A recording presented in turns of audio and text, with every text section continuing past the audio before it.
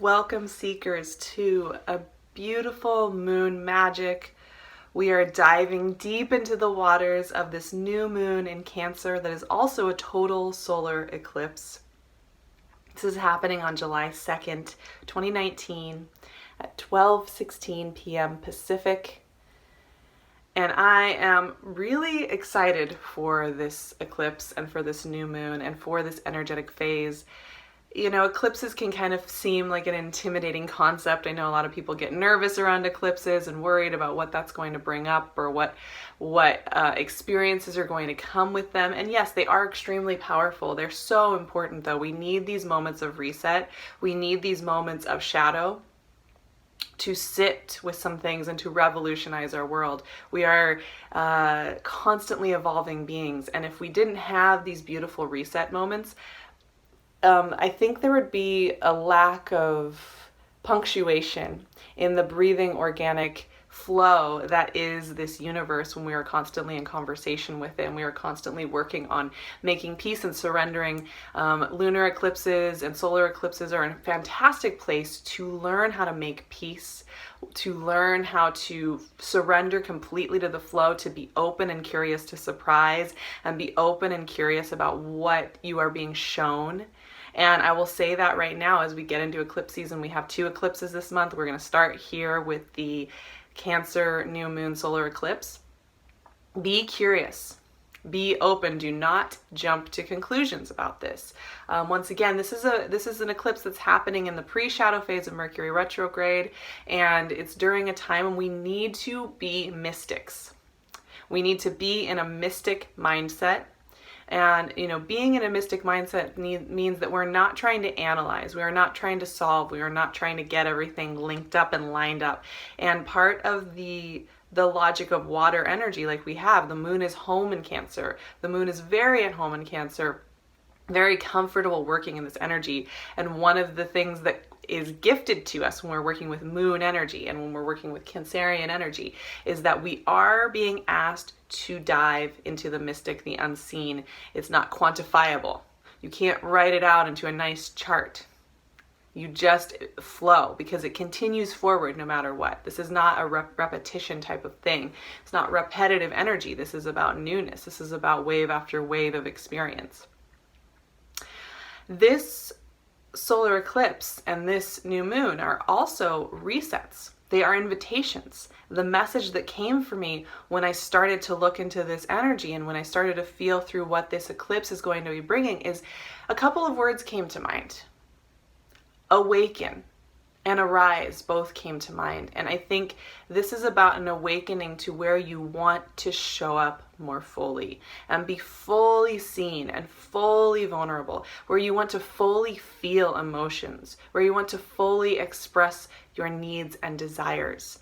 One of the big things that's happening during this new moon and this eclipse is that we are part of the axis here going on with the North Node in Cancer and the South Node in Capricorn.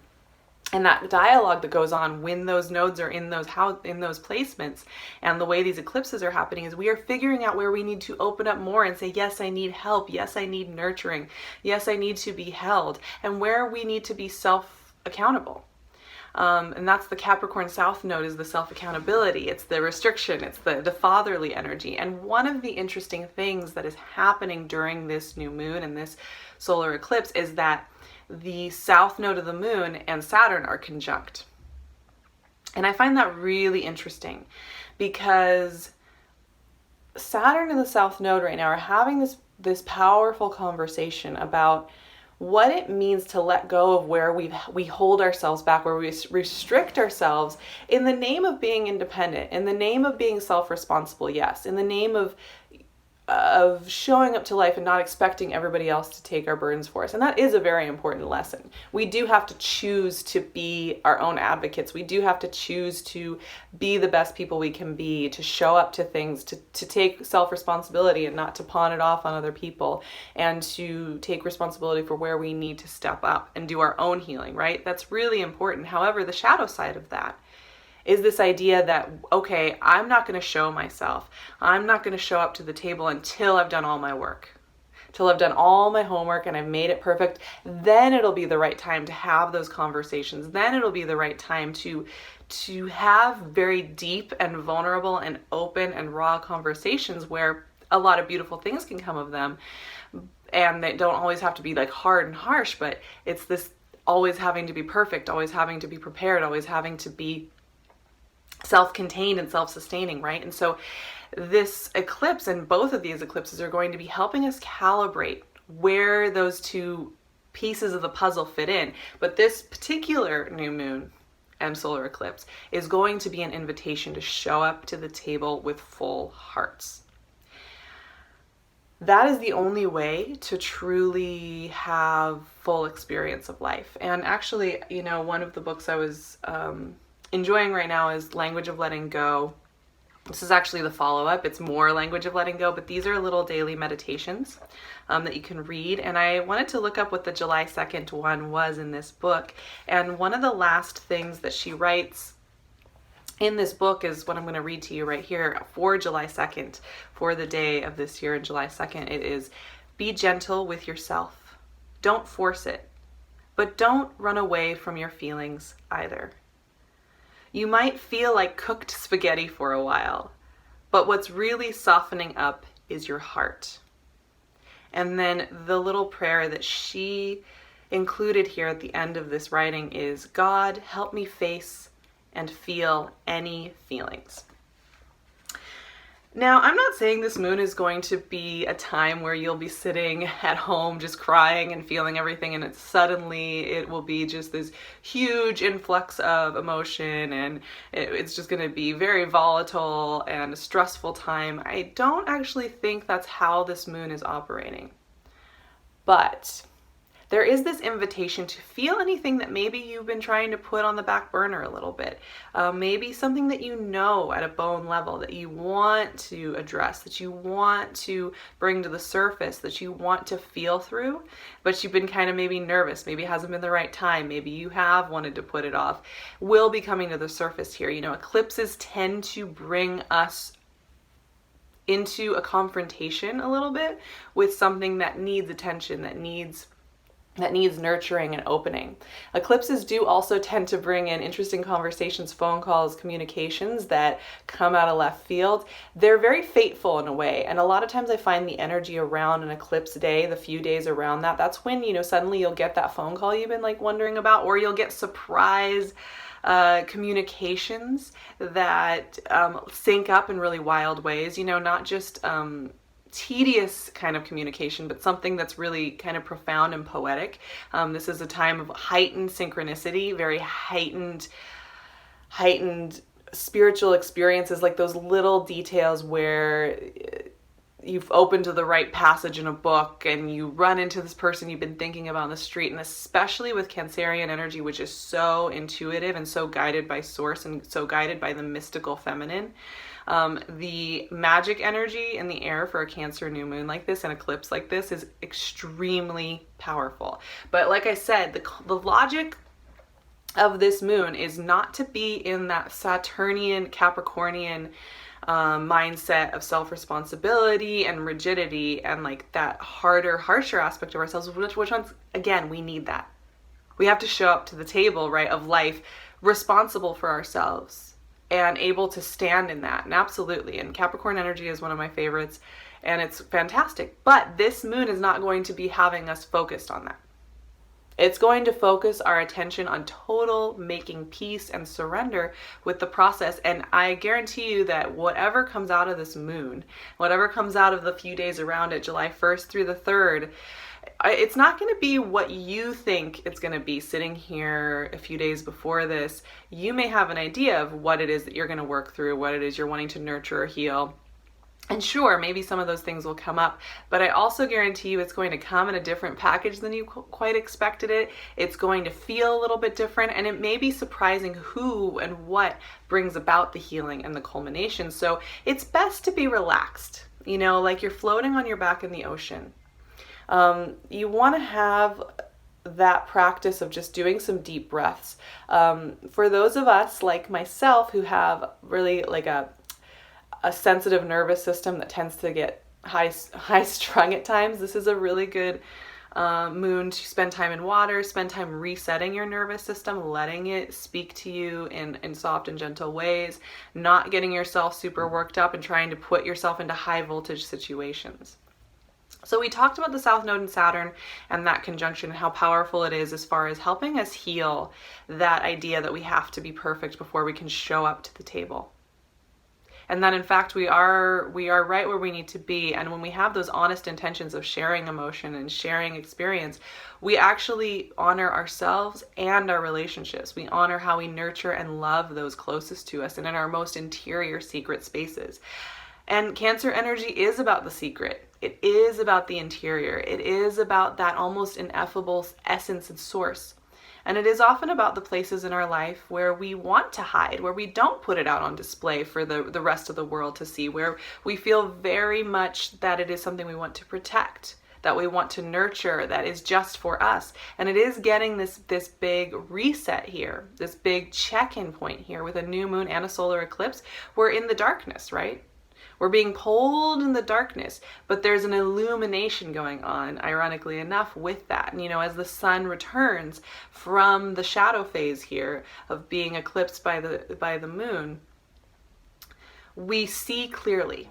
We see clearly what our next cycle is going to be. Solar eclipses tend to have effects for the next 6 months. And so whatever gets reset during this Cancer new moon and this eclipse, it's going to help you navigate the second half of this year. It's going to set the tone for the second half of this year and give you insights and gifts as to where you are headed next.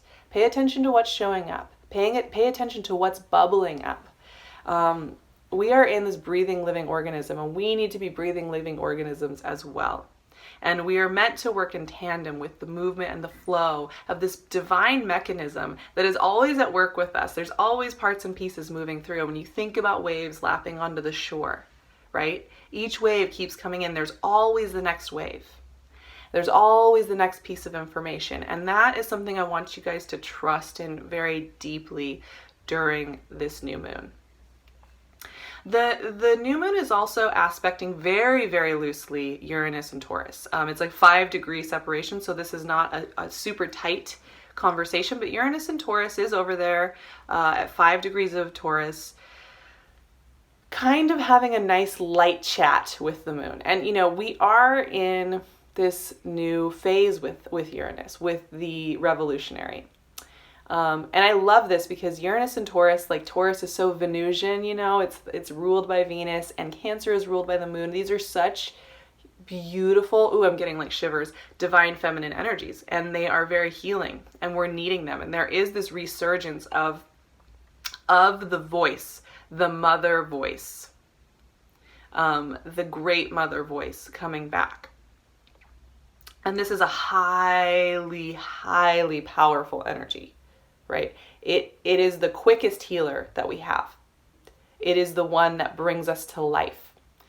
And we have a huge energetic conversation going on between the revolutionary Uranus in Taurus and the moon eclipsed and opening up and flowering. And can you imagine what happens when you have that conversation?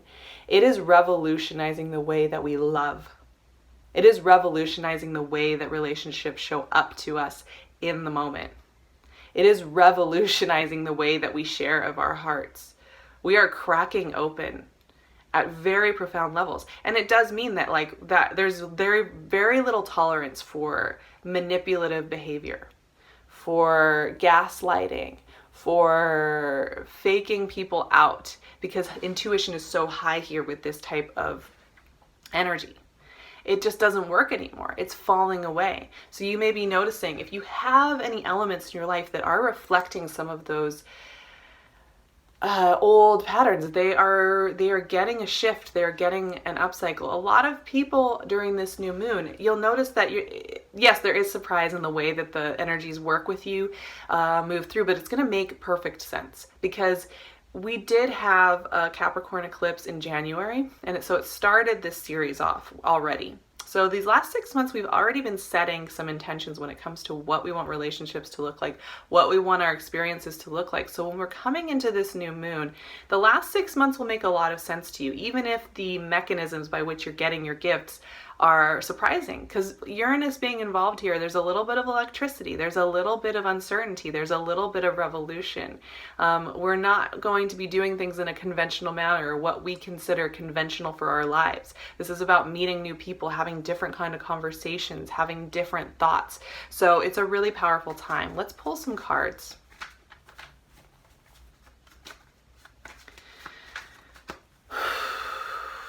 This is definitely a moon that is not about control. And if you try and control it, or you're trying to control other people or a scenario or yourself in some interesting way, there will be a lot of resistance in that feeling. This is a moon of total surrender.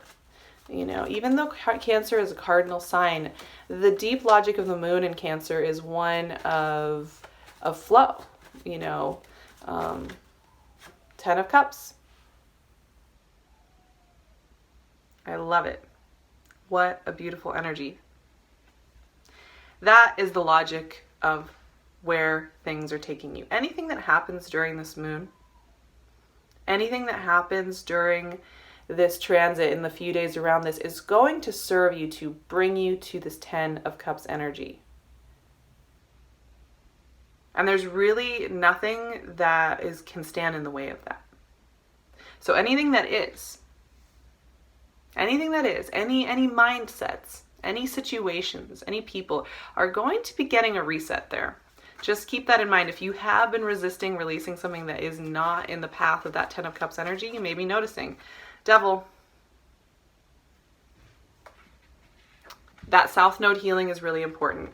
While the energy is amplified and we are really focusing on the Cancerian truths right now, especially with the North Node there and the fact that it's Cancer season and that we are working through the beauty of this energy, keep in mind that that South Node Saturn conjunction is really powerful during this moon. The other aspect of the conversation going on here is, yes, opening your heart, showing up to the table, being willing to revolutionize the heart language discussions that you're going to be having. However, one other thing to keep in mind, and this is where I want you to be gentle with yourselves, breathe with yourselves, you know, feel through your emotions, is that there is healing going on here with Divine Masculine. There is healing going on here with where we feel we have to be perfect, where we feel we have to gain approval, where we feel like we have to show up in a very specific form, where we are feeling chained up to old, outmoded versions that, you know, we adopt when we're 2 or 3, and we want to do well for those authority figures in our life. There is something really, really intense going on here with that conversation in the South Node. So that's a sub theme. And I often find that, you know, we are able to heal that kind of rigid expectation of ourselves when it comes to how we want to show up and how we want to look when we feel our safest. And I think that conversation, you know, we need those spaces to show that part of ourselves that feels it needs to be perfect and structured and disciplined, that it's okay if you're not, that it's okay if you show up with your hair a little bit messy and that, you know, maybe you don't have all the answers, or maybe you don't have even the thing that you feel another person wants to hear. You know, we always assume that we know what other people want to hear, what other people are willing to accept. And, you know, we don't know. We don't know what people want to hear, and so we can't presume to know any of that, right? And when we presume to know any of that, we're feeding into the prison that does come with perfection, and which comes with restriction, and which comes with over preparation, right? So there's a huge conversation going on there. 6 of Swords. Let's pull one more and then I'll talk about that 6 of Swords. It's about leaving behind. It's about leaving behind that formula of seeming outer perfection, that formula of being always prepared and always one step ahead of it. I mean, even to be avoidant in our perfectionism, right? We don't want that. And this moon is not going to stand for it. This eclipse is not going to stand for avoidant behavior when we're trying to assume that who we're connected to and where we need to go, that we know what's best for them before we even ask. 2 of Pentacles, really interesting.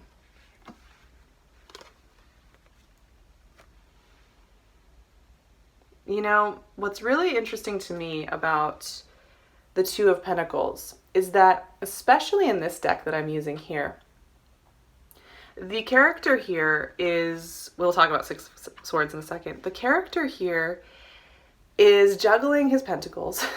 That sounds wrong somehow. He's juggling these two pentacles, thinking that he's going to set the world aright by doing his dance. But when you look at the ocean behind him, nothing that he's doing on land there is controlling those waves. He's not controlling how other people show up to the table. He's not controlling how those ships are showing up to the table. But in his mind, what he can control, he's trying to apply that to everything else. And that's a reminder here that it's not about control. The only thing you can control is yourself, right? And you have the ability to feel your emotions, be conscious of where you are feeling love, fragility, curiosity, hunger even though I don't think we should feed into the hunger so much. But we're allowed to feel all those things. And we're also allowed to share those things with those we trust, those people we trust. But it is not about controlling the outcome. And it's not about presupposing that if we just juggle these in just the right way, that those waves will come in. That's that misapplication of this idea of law of attraction, that we can kind of get into this phase where we think, well, okay, like I'm responsible for my vibration, so I'm going to do all my spiritual homework. I'm going to show up to everything perfectly. And therefore, I know that this person's going to show up this way. I know that I'm going to get what I want. We start to get really rigid. We start to get really tight and really tense because we think, okay, I'm doing it. I'm controlling my vibration. I'm controlling my emotive space. But here's the thing, we do control that. Like, we do get the chance to daydream and emotively feel into what we want to happen next and what we want to experience. However, guaranteed, the way that universe will deliver that to you is something that you cannot consciously always pinpoint. And therefore, you might as well let it go. And this is a moon that's also going to be reminding you of that. It's also telling me, you've got to just relax into this. You are being taken to a new shore. You are being taken to a new way of life. And that can be really subtle. It can be a really subtle mental shift. For some of you, it will be bigger. It'll be really obvious how that's shifting you. But eclipses are meant to start a new cycle. They are about starting a new energetic phase. And this one has to do everything with healing our father wounds, healing our restrictive wounds, and opening ourselves up fully to the table of life. And opening ourselves up to the possibility of 10 of Cups. Honestly, 10 of Cups energy, everybody claims they want it, right? We all want to experience deep love and nurturing in our communities and in our relationships and in the people around us and in the things we create. But it scares people so much to think that maybe this actually exists. We often hold ourselves back rigidly from it out of fear that if we get there, if we arrive on that shore, it will disappoint us. It'll keep us trapped. Or it will destroy us. We won't be able to handle it. We won't be able to deserve it. All of those fears come up, funnily enough. And yet, of course, none of those things will happen when you're emotively in that space. You're being asked to invite yourself completely to this party. And there is a boundlessness and an almost agoraphobic abundance expansion energy that can come with that can feel really overwhelming if you've been feeling a little bit more restricted in yourself, if you've been feeling a little bit nervous about what that abundance will look like when you get to that next shore. But you are asked to be a seeker. You are asked to let go of the old wounds and the old control. You are asked to dive into the mystic and the mystical and the unknown here, and to let those salt waters heal you. Heal you and break you open and crack you open, to awaken and to arise to this new day and this new dawn. Now this is part 1 of 2, right? Because we have another eclipse coming up in a couple of weeks.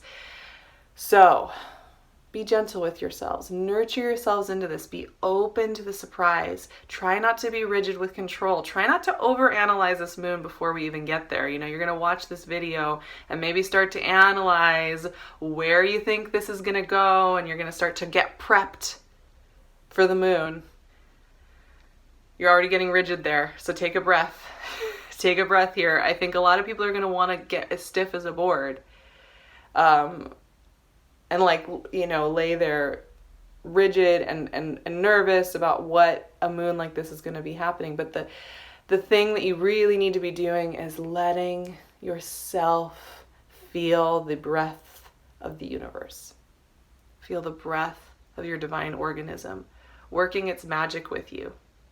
And that's the prayer that I send to you, is to let your own divine organism of your soul and your body working in tandem to bring you the gifts you need for the organism all around you that you are interacting with and that you are a part of and that you are creating from the inside out, and that is then reflecting back into you, that you let that breath happen, that you let those waves take you with it, that you let the healing happen, that you don't keep putting this strange pressure on yourself to be so perfect, to be so pulled together all of the time. And if you feel moments of frustration or sadness that come up from those old paradigms, that is a beautiful thing. Let yourself feel it all. Trust yourself enough to know that if you feel a huge wave of emotion that is really powerful and it brings up a lot of tears or even rage, that those waves will come through and they will pass. And when they pass, you will feel a lightness of being that is really important. Those are all the lessons that are coming through with this new moon. Oh, I am sending you guys so much love for it. I personally am really excited. I have this very deep sense that a lot of beautiful surprises are going to come out of this experience, and I think a lot of people will benefit from the healing that comes from this eclipse and this new moon. I'm sending you all of my love. I will see you very soon for the next moon magic for the Capricorn full moon and lunar eclipse. I will leave all of my information in the description box. You can find me at Sarah Verba on Instagram, and you can also find me on my website and with email. So I will leave all of that in the description box. As usual, I'm wearing my PinkLune. I'll leave her info in the description box as well. I'm sending you guys so much love. I think I've said that 5 times by now, but I am. I'm sending it to you. I'm feeling it. And happy birthday, Cancers. Once again, this season is so beautiful and I appreciate it so much. And I am excited to see what July brings us. Have a beautiful seeking lunar landscape on July 2nd. And I will talk to you very soon.